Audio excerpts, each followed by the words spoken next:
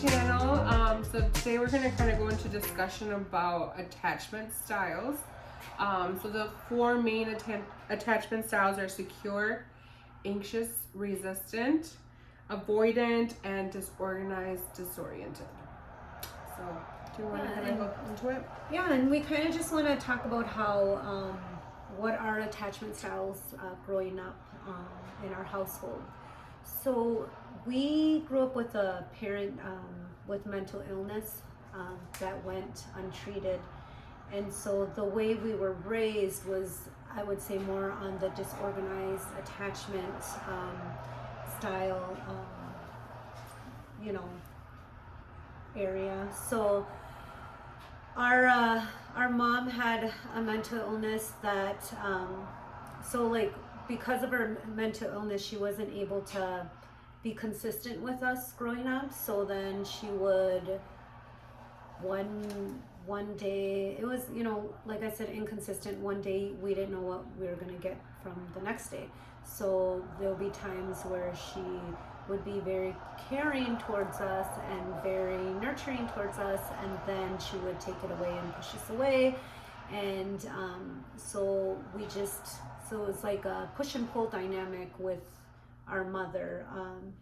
Our dad, I would say, was probably consistent. A little more consistent. Yeah, a little more consistent.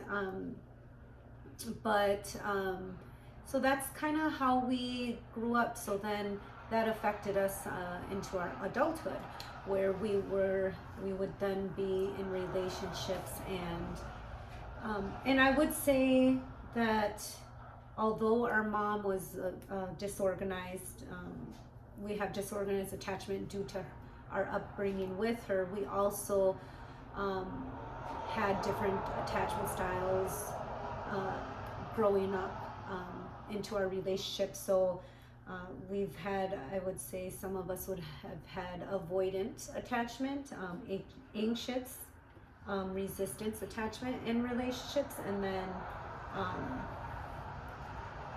so disorganized attachment, I would say, mostly in our upbringing, and a little more of the anxious resistance growing up. But for relationships, do you want to go into how? Yeah, and it's definitely a generational thing to start off with. It's just very generational, how your parents were raised by their parents and so forth.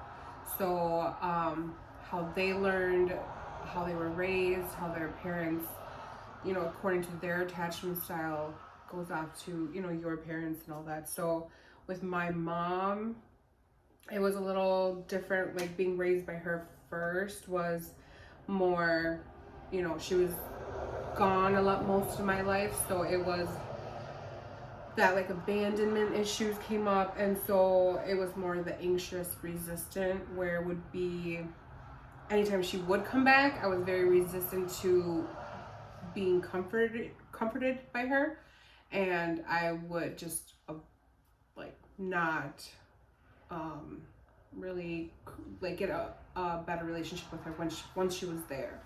So but with my grandma, it was very day to day, based on how her mood was, based on a lot of different things. So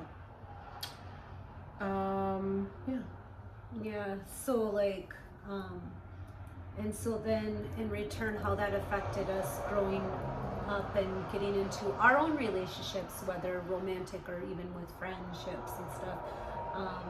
I would say then I developed more of a avoidant attachment style, where I would avoid. I'd just shut down and not want to deal with it. I'd run a lot in relationships. I ended up attracting mostly people that were anxious attachment, and so then we had this push and pull dynamic. And at one point, and I didn't realize I had the avoidance.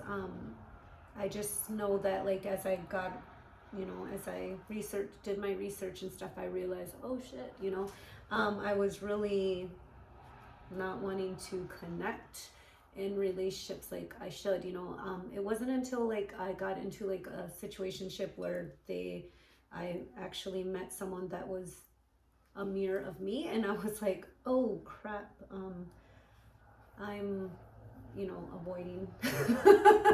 And so that's what I attracted. But I ran a lot, like I said, in relationships. I had a hard time connecting and being, you know, affectionate and stuff, because to me, I thought like if I gave that, then it would just be taken away from me. Hence, like probably because of like growing up, and my mom would be nurturing and then would just take that away, you know. So then at some point I ended up just shutting my emotions down, and she left us a lot, and there was a lot of us, you know, there was a lot of children, so she couldn't just pay attention, you know, to just one of us. It was a lot of us. So that abandonment issue, you know, feeling crept up, and that's also part of, you know, how I developed the avoidance attachment as I got older. So yeah. Yeah, and I think for me, like you guys both talked about, was definitely the anxious attachment style that I developed in childhood with my mom. I remember sitting at the window for hours crying, waiting for her to come back home. Seriously, I wouldn't stop crying until she came home. And it was that inconsistent caregiver response. And I also had like that fear of abandonment. And I see how it plays out in my adult relationships with like partners and stuff. Like, yes, I'm over emotional. I fear like that partner is gonna leave, and that makes me feel insecure. And you know, I think for a while there too, like I would do whatever I could to get what I thought was love. So almost be like a pushover. I'm gonna go along with whatever just to get that love. And then also I experienced like difficulty trusting because of that. Like I think because of the inconsistency, it's so hard for me to trust people, even like family or friends, and it's so hard to build relationships, like build new relationships because of that. And I think another way that I've seen it in relationships is like when we are in conflict, I want to talk about things like right away. Let's, you know, talk about it because I feel uncomfortable right now. And a lot of people aren't like that. A lot of people need space and time to think about things. So that's an area where I've tried to like really work on and give people space. But I will also say, like, even in my relationship with my children, unfortunately, I see like how that comes up, where because I experienced that anxious attachment, I fear that I've already like passed, like you said, the generational pass down of these attachment styles, that I've already like passed some of those characteristics down, and so it makes me a little bit emotional because I don't want to do that. But like Adriana said, it's like a generational thing, and it does take a lot of work, a lot of inner child work. Yeah, definitely. Which is all. Yeah, I guess in relationships now as an adult, for me, it would definitely anxious, resistant, because I definitely need to feel, you know, that reassurance from my partner. I want to feel safe with them, and I want them to show me. I also want to fix things right away because I hate the feeling of, is this like, are we done now because we're not talking about it and we're not fixing the issue, and is this going to continue into like slowly fading away the relationship? So then it comes back to, you know, like I get that anxiety of like I don't know where we stand, so I want to fix things right away too. I want to talk about like if I feel like they're off on something, or like if we don't agree with certain things, is that like a deal breaker? Or Are they gonna jealous? leave? Yeah, like are they gonna leave because obviously that they don't agree with how I view things or I do things? Is, you know, is that enough for us to be in a relationship? You know, jealousy, definitely jealousy.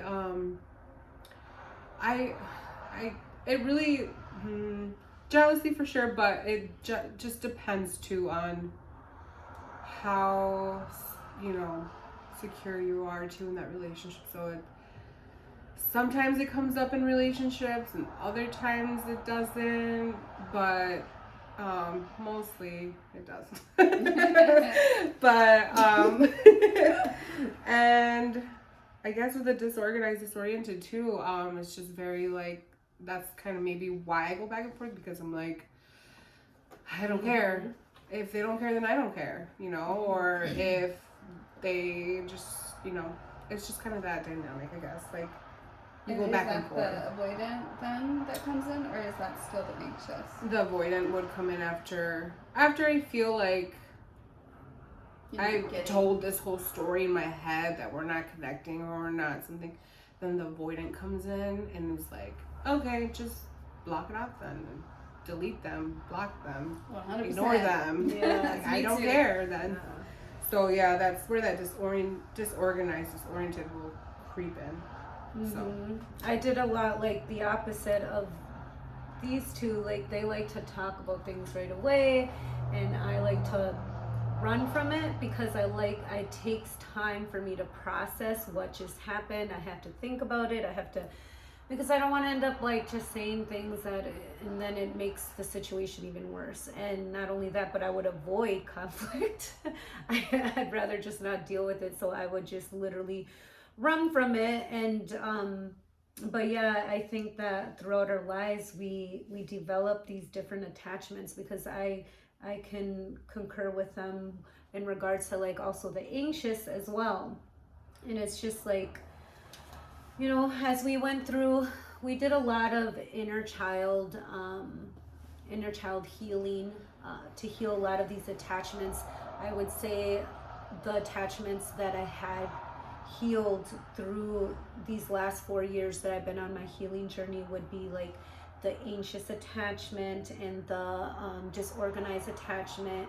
And then as an adult and I realized in relationships, I started becoming avoidant. And I guess it also depends who you date, because sometimes if I dated someone that was more of an avoidant like me, then it would bring me to an anxious attachment, because then I thought, oh, I healed that. And then a person will just bring up and trigger your attachment that you thought you healed. So it's obviously a process. You know, you're always going to, you know, feel a certain way and have some of these attachments. It's not who you are, they're just labels. But it's just important to do that inner healing work so that you can move through it, so that you can have a healthy relationship in all your relationships, you know, not just romantic, also like, you know, as a family, we would trigger some of our, you know, wounds with each other, but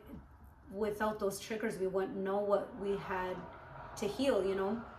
So again, it's just like doing that inner child work. So for me, like the way that I did a lot of the healing of my attachment styles is I did past life regression therapy, which it's when they put me in a hypnotic state, they brought me back to different parts of my childhood that affected me, and had me heal those wounds. So for instance, one of the things that I remember is my mom leaving, kind of like Amy, and me crying and freaking out because she left me. I felt really abandoned, and I felt like she didn't care, and you know, she would leave like it was nothing to leave, you know. And so then I went back to one of those you know, memories, and so the therapist had me nurture myself now, nurture my inner child, and she had me tell my inner child, what would you tell your inner child at that moment to comfort and make your that point of your life feel safe. And so then hug, you know, I hugged my inner child. And those are ways that you can, you know, get into the healing process. Meditation after that was beautiful for me. Like every time I meditate, when I do my healing, I go back to those times in my life that I felt like I was not seen, you know, like I felt like I was an orphan. They're so hard to. So, and then I went back to those times in my life and just healed it. And I'm still working on it, obviously. But yeah, cool. I mean, for me, I did the inner child meditation as well. And yeah, just how you explain, you just kind of go back and you, as an adult, you see things so differently, you know, so you, when you do look back, it's just kind of like exposing yourself to know that like the things that happened obviously are just ways that, you know, the generational pattern and the cycles that occur. And so you just want to provide self-care, self-love. You want to feel like that. You want to just look at the child you and just make them feel safe. And for me, it was, you know, hugging, kind of just imagining like you're hugging them, or really just feeling that you're just there for them. You're there for yourself. You're there for the version of you that felt alone, felt unsafe, felt discombobulated, or however. And you just want to provide that safety net, you know, for them, which in return for you feels so like, okay, I can like release a little bit and feel like, okay, everything's gonna be okay. You know, give yourself that positive self-talk, to just kind of like bring yourself back to, you know, that grounding feeling, that positive energy, and that you can provide that for yourself now as an adult, you know, for that inner child too. So it's a long process. Yeah. It is. Yeah. And exactly like you guys said, it's very much about like soothing the parts of you that never got what they deserved at that time, or never got that soothing. And I think for me, the way that I did that inner child work is just like, and I still do it today, is like every time I feel that sense of rejection, abandonment, jealousy, any of those triggers, like I will do like a little meditation, close my eyes, visualize my inner child, and I will let her like, hey, I know this is very emotional. It is hard to talk about, I know. I know you weren't given the safety or security that you needed at the time, but I'm here and I will never hurt you, and I'm here to love you, and I will imagine like hugging the inner child. But yeah, it's consistent work, like Juana was saying, and it takes a lot of time, I think. It does. And healing is non-linear. I always remind people that. So like, it gets easier. It does get easier, but it's emotional to think you're nurturing this child of who is you, who didn't get the love that you needed at the time, whatever trauma that you had at that time, you know? And so, yeah, like the more you heal, it gets easier each time, but you still get those triggers where people will, you know, trigger certain things in you that will bring up that trauma, you know? And just, it's okay, you know? It's supposed to be there to help you heal, to help you grow, you know? And don't feel like, if you're like an independent single person like me, don't feel like you have to be fully healed before you get into a relationship. It takes both parties to want to grow when you get into that relationship. And when both parties are growing, you can heal together with that person, you know? You don't have to be 110% healed, because guess what? You're not going to be. It's just meant to be that way, because it's the way we learn, you know, where our souls will evolve and learn through this. We're here having a human experience. And so it takes a lot, but healing.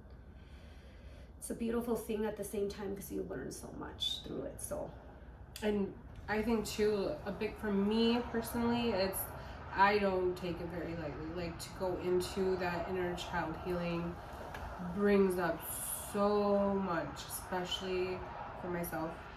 I can't get in, like, go all in, and like, it's just not possible for me, because then I get re-triggered or re-traumatized, or I think about the stuff, and that's a lot for me to deal with, which that's why sometimes, it does help to go to therapy, because then you have a professional who can, so you don't go into that re-traumatization. It can just keep you more, like the EMDR or something like that helps you process the trauma without being re-traumatized. So maybe that's something, some people do better in with that inner child healing. And some do well with, slowly, or, kind of facing a lot of the things, and just providing that safety net for that inner child is a good way to start, and yeah, like with relationships too, sometimes now I feel like we all are a little bit more secure with the tendencies of being anxious, resistant, or the disorganized, disoriented.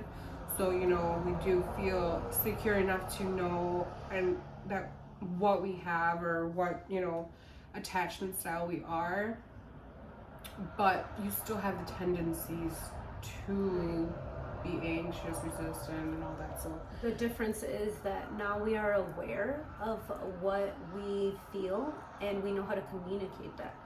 So that's so important, is to communicate to your partner exactly how you're feeling, and instead of just shutting down and expecting them to read your mind, and instead of just pushing them away, communicate it, because they're not going to know how you feel. Don't expect anybody to understand how you feel unless you tell them. Nobody should have to read your mind.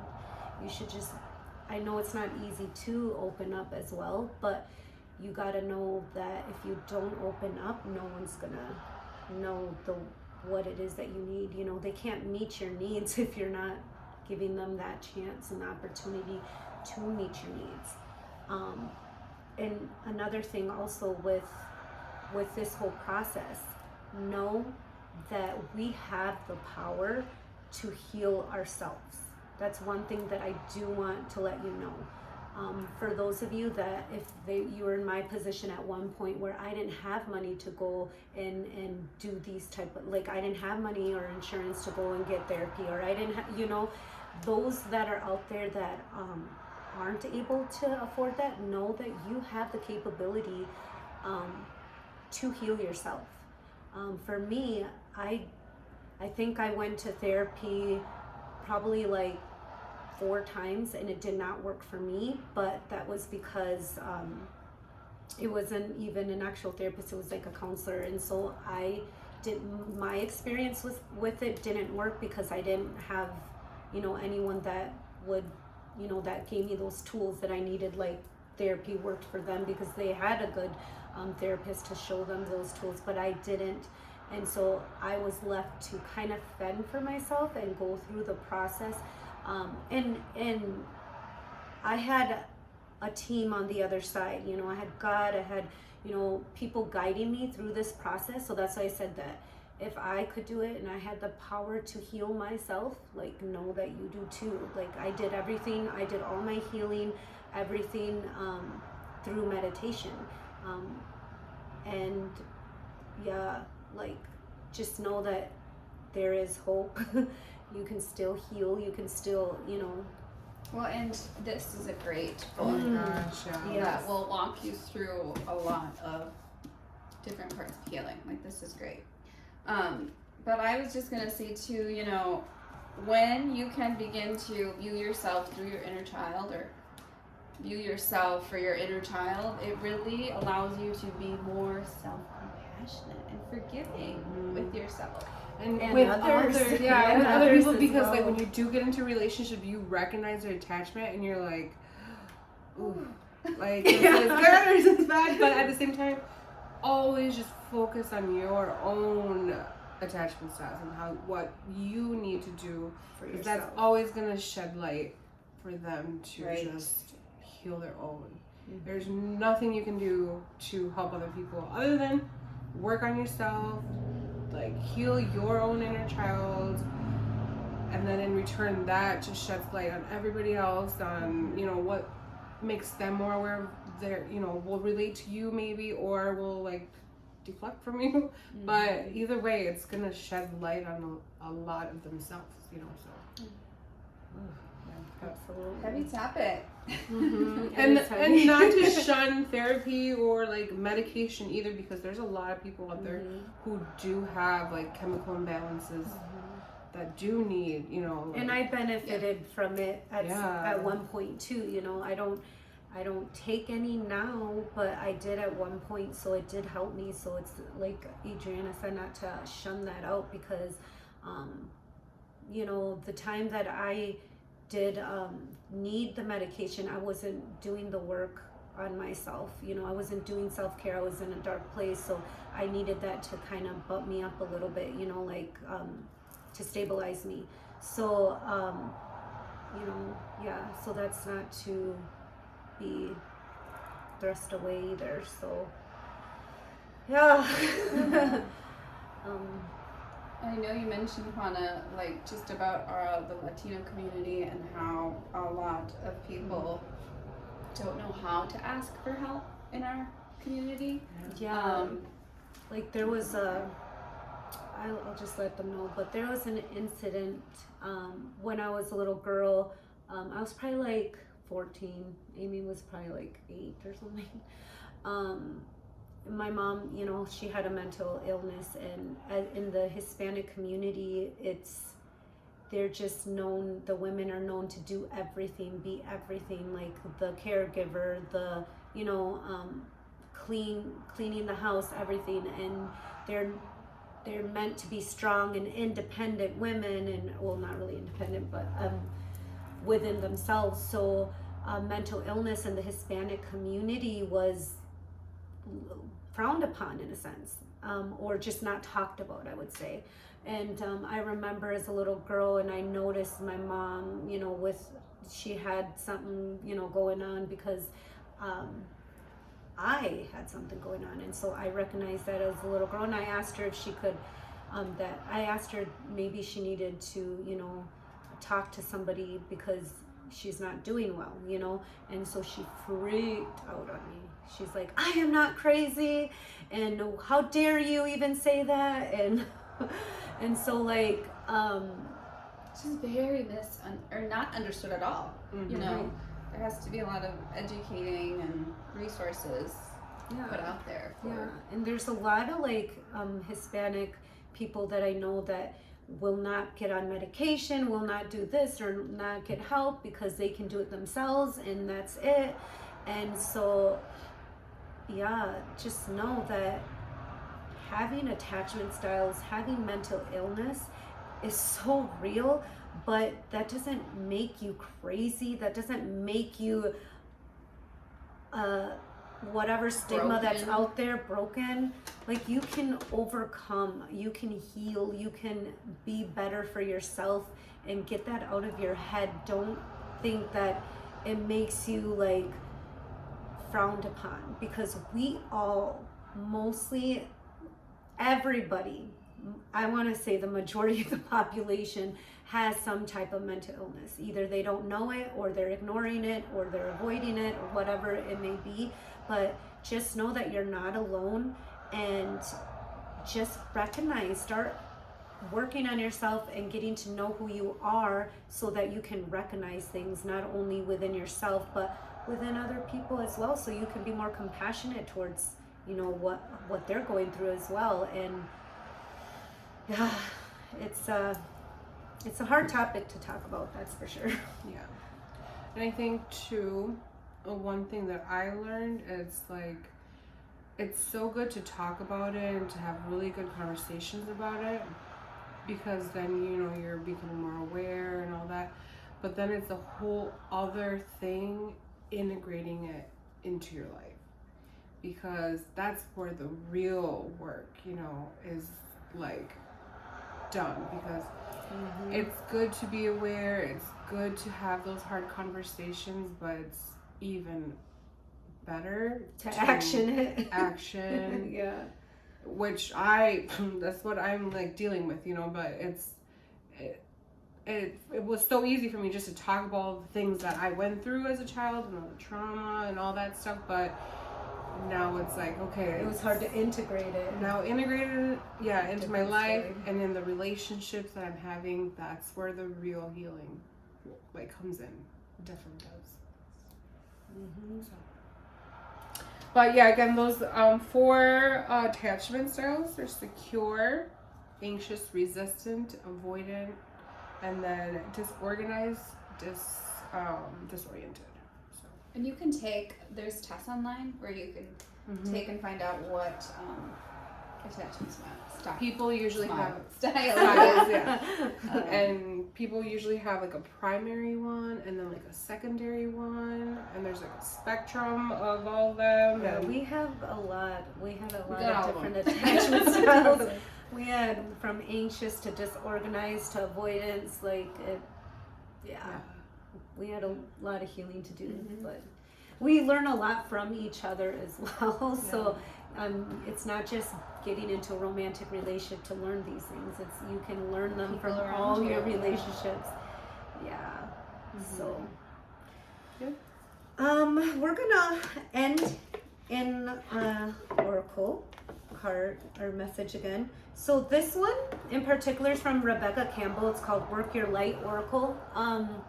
Oracle cards. I know there was a couple people that reached out to me about the other oracle deck, and I forgot to put in the description below, so I'll make sure to add that in the description below for those that would like to buy this one. So let's see what we got here for our message to end.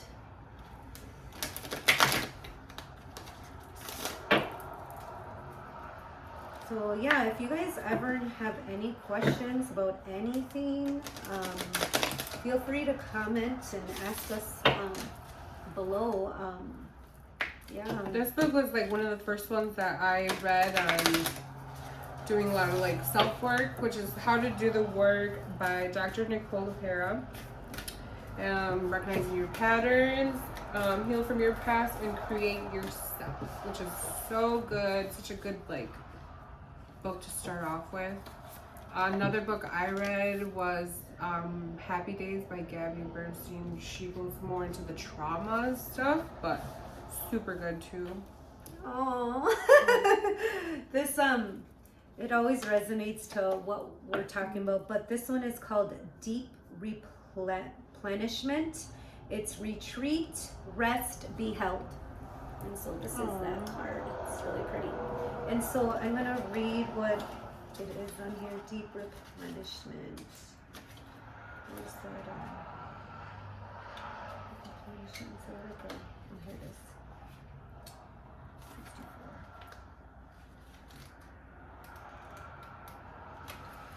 64. Okay, so the most selfless thing you can do is to fill up your own inner well. When we are running around half filled, we subconsciously look to things and people around us to give us the nourishment and nurturing that we so deeply crave. Nothing can grow in barren lands. You are no good to anyone if you're running on empty. The feminine is bountiful, fertile, and rich. Tend to your own well and watch as the amount you have to give multiplies. If your inner well isn't full, you will find yourself craving things from the outside world to fill it. This is our body's instinctive way of reaching for the grounding and nurturing that we are not allowing ourselves. What nourishes you? What refuels your body? What is nectar for your soul? What brings you back to life? What is your secret medicine? What makes you feel abundant and fertile?